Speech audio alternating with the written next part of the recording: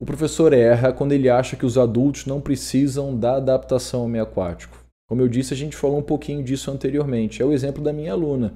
Então não interessa qual é a idade do nosso aluno, não interessa se ele é uma criança, se é um jovem, se tem piscina em casa, não tem piscina em casa. A gente costuma a pensar que as pessoas mais novas, que as crianças precisam passar pela adaptação ao meio aquático e depois, só por serem mais velhos, se as pessoas colocam o pé no chão da piscina, por exemplo, essas pessoas não precisam mais passar pela adaptação. Mas os professores, às vezes, os próprios pais, os adultos, não entendem o seguinte. A gente pensa em idade, mas o que tem por trás da idade, na verdade, é um nível de autonomia e competência aquática. Por que a gente pensa na idade? Porque até certo ponto há uma relação entre a idade do indivíduo e a autonomia que ele tem dentro do ambiente aquático. Mas essa relação só vai existir se a pessoa participou de um processo de aprendizagem da natação. Se isso não tiver acontecido, se a gente tem uma pessoa de 60 anos que nunca entrou na piscina, não vai ter relação entre a idade e a autonomia ou competência aquática dessa pessoa. Então a gente tem que esquecer, ou na verdade, tem que lembrar que a gente pensa em idade porque é o mais fácil. Mas o critério principal, na verdade, é o nível de autonomia ou de competência dessa pessoa, ou seja, qual é a experiência que essa pessoa tem com o ambiente aquático. Não importa a idade dela, o que importa é a experiência que ela tem com o ambiente aquático.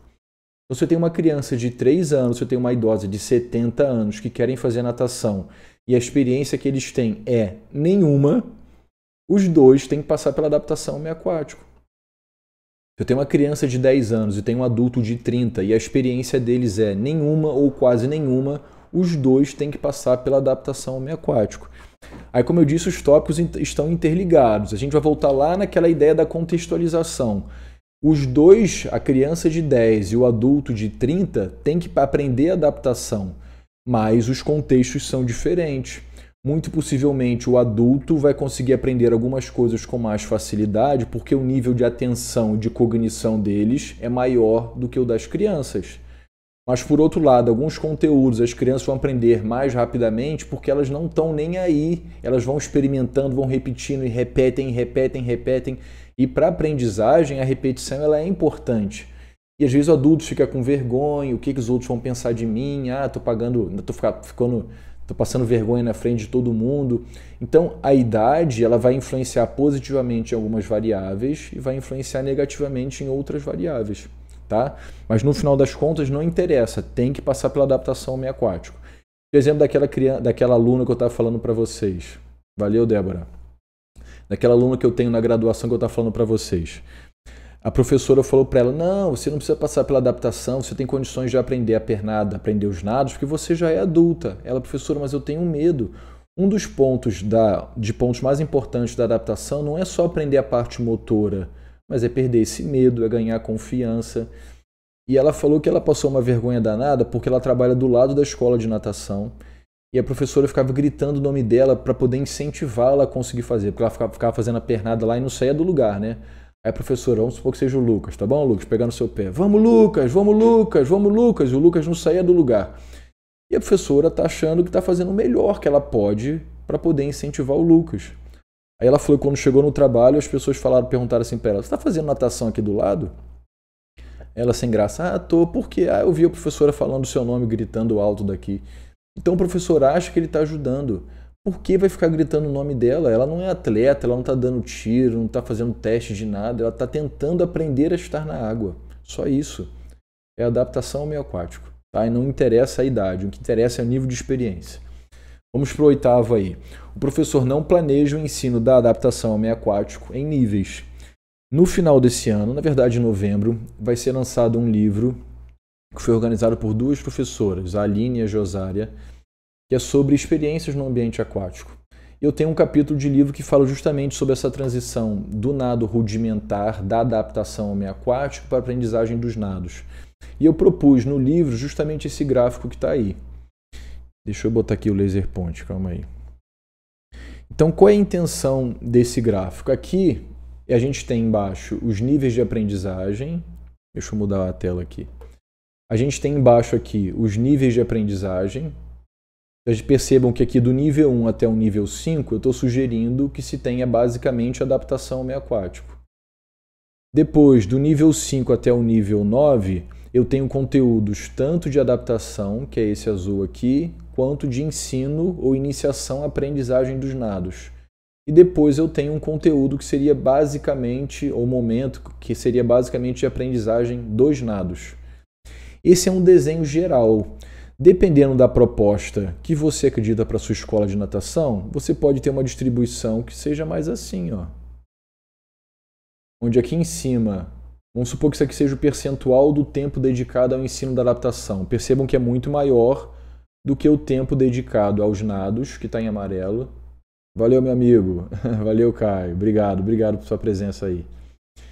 E essa proporção ela pode mudar a partir do que os professores, do que a escola de natação acreditam.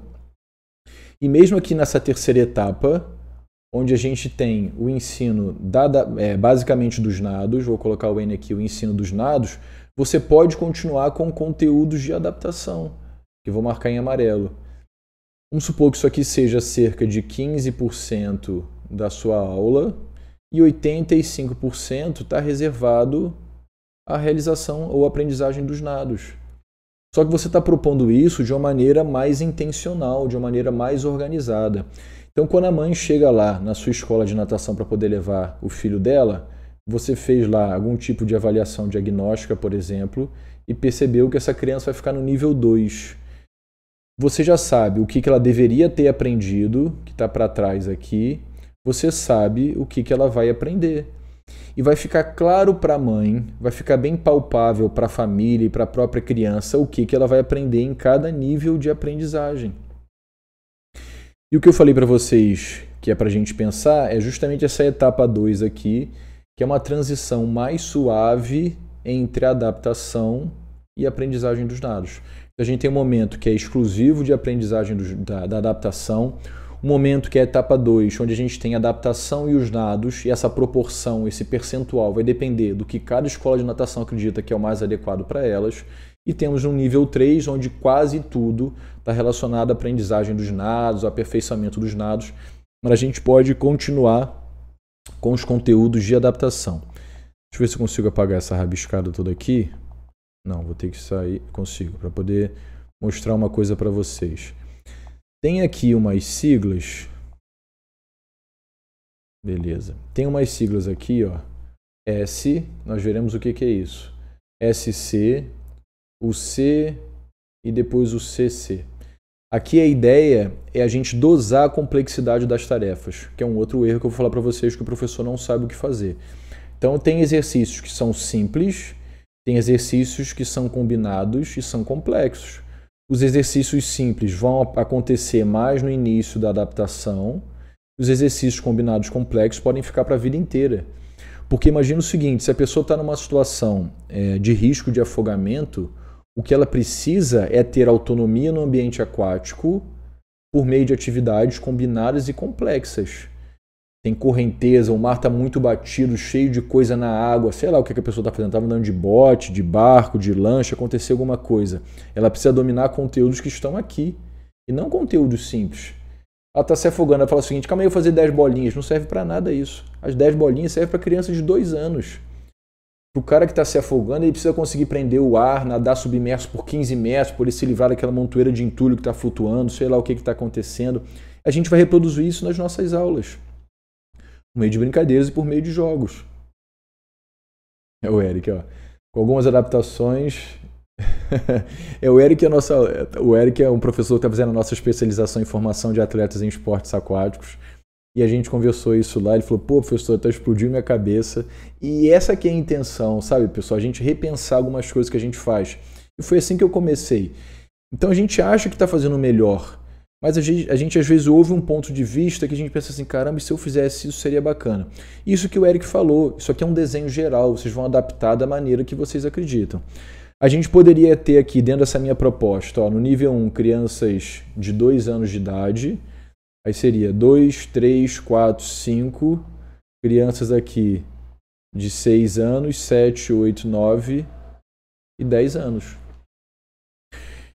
Então, a gente consegue ensinar adaptação ao meio aquático por muito tempo. A gente precisa se organizar. A gente precisa saber o que a gente vai ensinar. E o próximo tópico tem a ver com isso, ó. A gente saber